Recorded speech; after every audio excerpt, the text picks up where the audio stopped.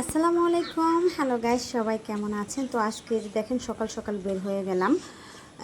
আজকে একটা বিশেষ কাজ পড়েছে, তাই আর কি বের হয়েছি।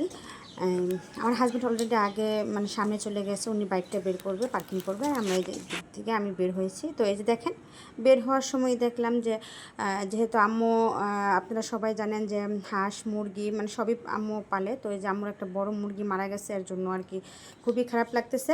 তো এই যে আমি আসছি দেখেন, আমার হাজব্যান্ড আমাকে রেখে চলে যাচ্ছে। সো স্যাড, কি বলবো। আসলে হচ্ছে যে মানে রাস্তাটা খুবই খারাপ, তো তাই উনি সামনে নিয়ে যাচ্ছে, আমি একদম ভালো রাস্তায় গিয়ে উঠবো। যে উনি আমার জন্য ওয়েট করছে, আমার যেহেতু আসতে লেট হয়েছে তাই। তো অলরেডি আমি উঠে পড়েছি। তো এই যে দেখেন আমাদের যে কাজটা ছিল, তো আমরা ওটা কাজ করার পর, কাজটা শেষ করার পর ব্যাক করার সময় আমাদের এই ভিডিওটা নেওয়া আর কি। তো মানে মোটামুটি ভালোই এনজয় করেছি, কাজের ফাঁকে দুজনে অনেকটুকু সময় পার করেছি, তো খুবই ভালো লেগেছে।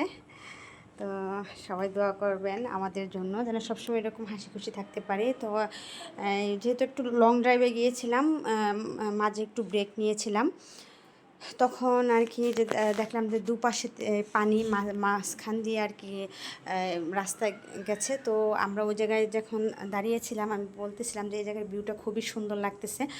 তখন কয়েকটা পিক নিলাম, আর দুজনে কতক্ষণ দাঁড়িয়ে একটু রেস্ট নিলাম, আর এই ভিডিওটা আর কি নিয়েছিলাম।